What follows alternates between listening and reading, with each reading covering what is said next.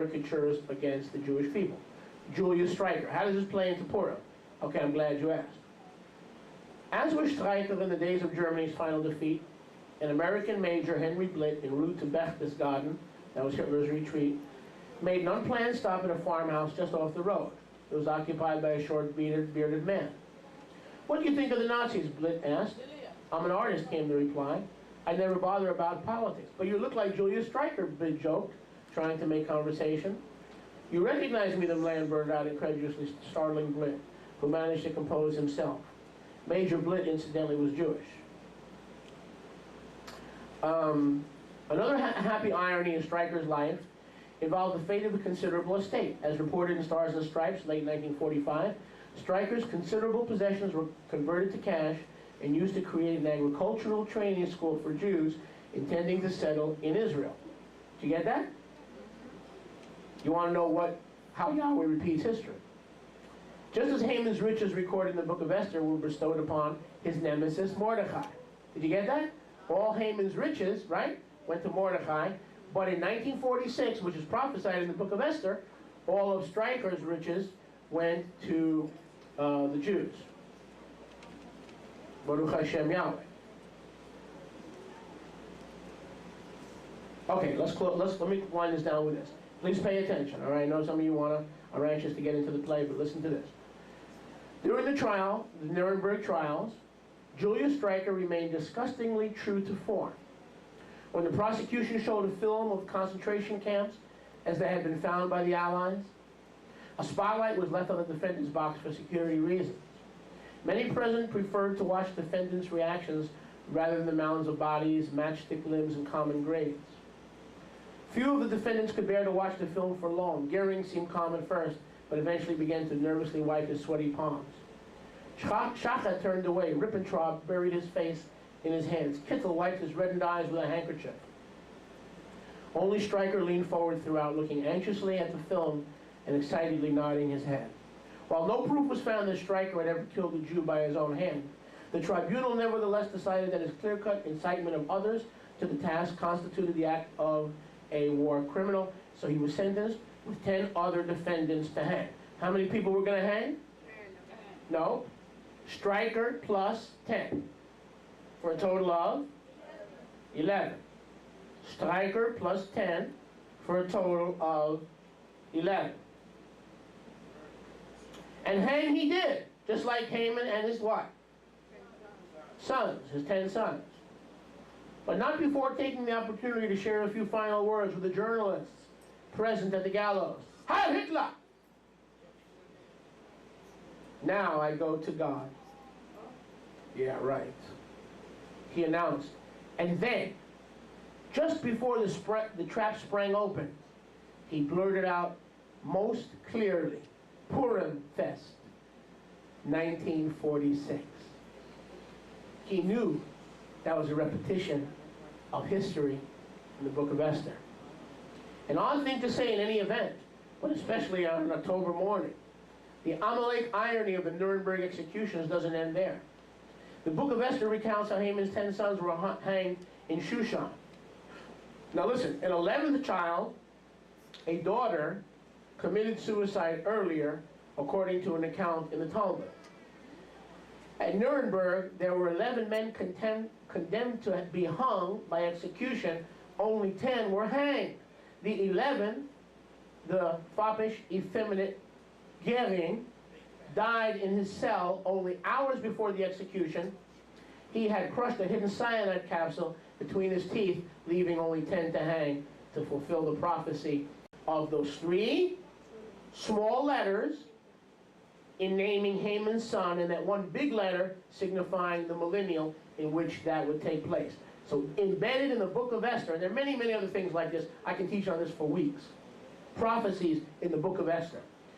There is a prophecy in the book of Esther of the hanging of the 10 Nazi war criminals in 1946. Even the year is spelled out in the book of Esther. Does that answer your question, Beltrami, that you asked earlier? Okay. Baruch Hashem Yahweh. And we covered this. But, and I want to close with this, and then we'll have children come up. But I just couldn't go without teaching you guys tonight, because I've been in recovery for 6 weeks, and I am so full of spunky teaching that I just...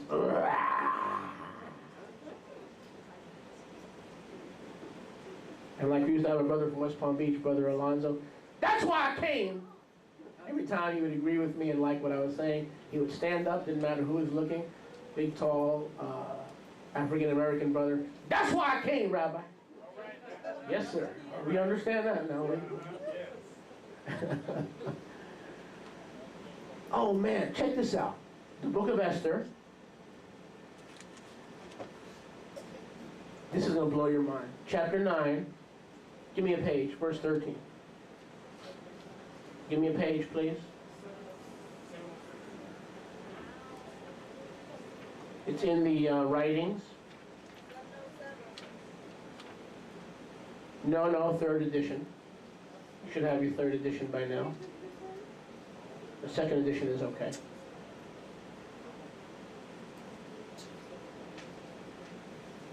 Then said Esther, Malki Esther, Queen Esther, if it please the Melech, let it be granted to the Yehudim who are in Shushan to do tomorrow also, according to today's decree. And let Haman's 10 sons be hanged upon the gallows. And the Melech commanded it to be done. Did you get that?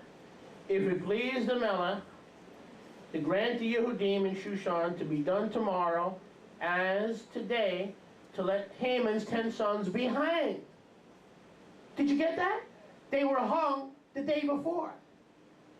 And now she's asking Melech Achashverosh, King Artaxerxes, the one who allowed Ezra and Nehemiah to return to Jerusalem to build the temple, because after all, he was married to a Jewish girl. That's how he got a Jewish heart, to allow Ezra and Nehemiah to return to rebuild the city and the walls. This is a prophecy. The 10 sons of Haman had already died, and she's saying, let the king allow to be done tomorrow what was done yesterday. Do you get that? Is that too complicated? Yeah. What's tomorrow? 1946. Yahweh will make war with Amalek, what? From generation to generation.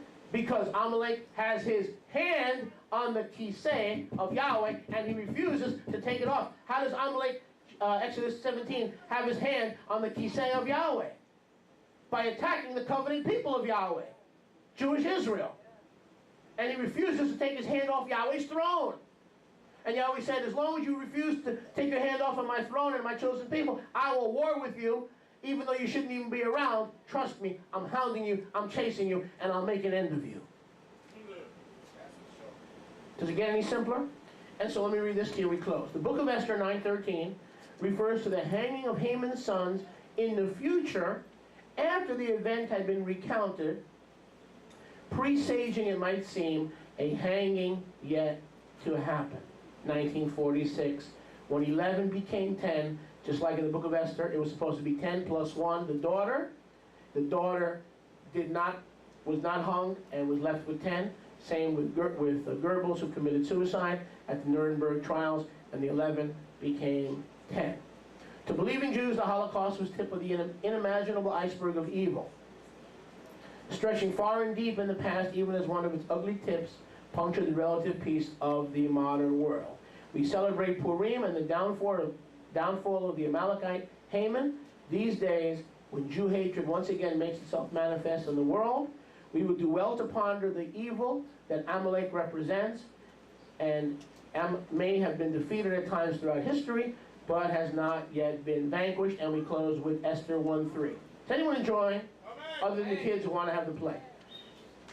And we're with you guys who want to have the play too. Esther 1:3. You ready? Here's another prophecy. Beep, beep, beep, beep, beep. That means time to close. Esther 1:3. Man, if you don't love this, I'll tell you what. You definitely need to drink grape juice next year. Esther 1:3. Ready? Ready? Yeah. In the 3rd year of his reign, that's Melech Achashverosh, Artaxerxes, he made a feast to all his princes and his avadim. the powers of Persia and Media, the nobles and princes of the provinces being before him. So we see that in 1946, the hidden prophecies of Esther were fulfilled, but Esther 1:3 speaks of another Amalekite attack on Israel that's happening in 2006. If you've been watching the news, this latest threat to the existence of Jewish Israel and the state of Israel is coming from Persia, modern-day Iran. Queen Esther and the deliverance of the Jews in Persia was in Persia, or modern-day Iran.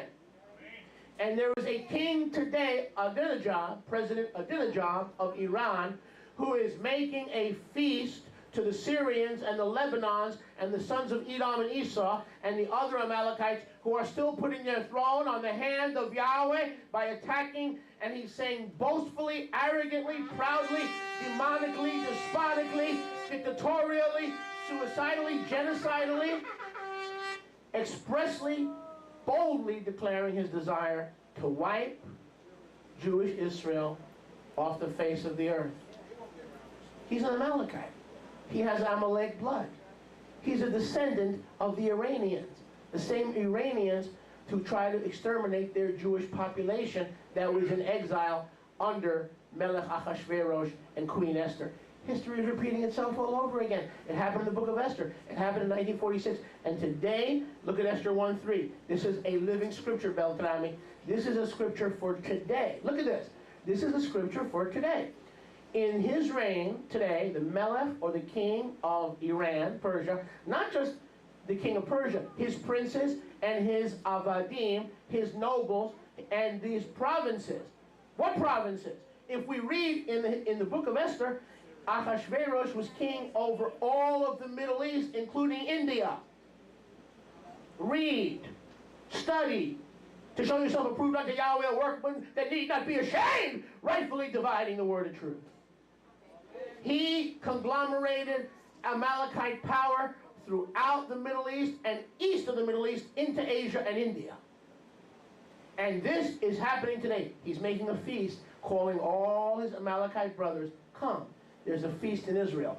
We will get nuclear weapons. We will defy the United States. We will defy world opinion. We will defy public opinion. We will defy the European Union. And we will build nuclear weapons. And as soon, the day we have it, not a week later, not a month later, there'll be no strategizing, there'll be no militarizing, there'll be no planning. The day we have it, we will, as Amalek, modern day 2006 Amalek, we will attack the remnant of Jewish Israel.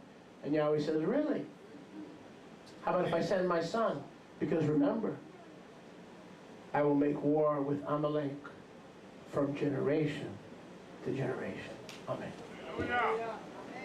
Well, go ahead and give Yahweh a clap off. We want to encourage you to visit our online store at www.yourarmstoisrael.org.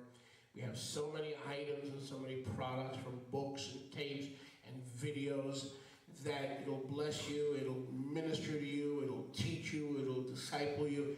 So many things we have to offer.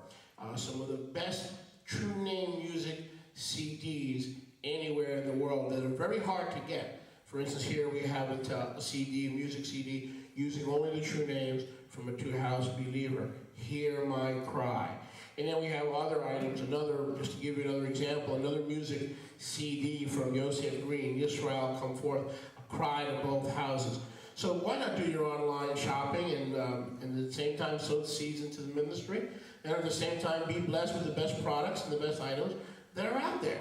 So again, our suggestion would be to take a few minutes and visit us in our online store at www.yourarmstoisrael.org. And you'll find all kinds of products. Matter of fact, here's the rabbi's copy of the Nazarene Israelite Siddur. You can do all your services at home. If you're out of the boonies, so to speak, and you're all by yourself and you don't have anyone to lead you and guide you, all you have to do is follow the order of service and follow the liturgy for the Nazarene Israelite Siddur. See? Siddur Shenati Lelantre Yisroel. The liturgy, or the Siddur prayer book, annually for all of Nazarene Yisrael. So we have this available. We have items and articles in Hebrew and Spanish. We have books in Hebrew and Spanish. We even have the Siddur in Hebrew and Spanish.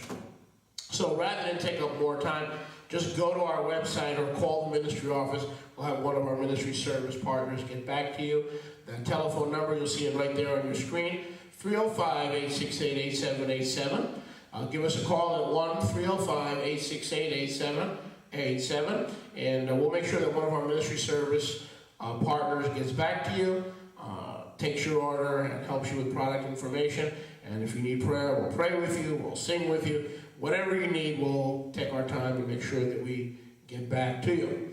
But one of the gems of our products, of course, many of you are already using the world-renowned and famous Restoration of Scripture's True Name Edition, which has been edited and which has been translated by yours truly from the Hebrew, the Aramaic, and yes, also sometimes from the Greek. So we've taken the best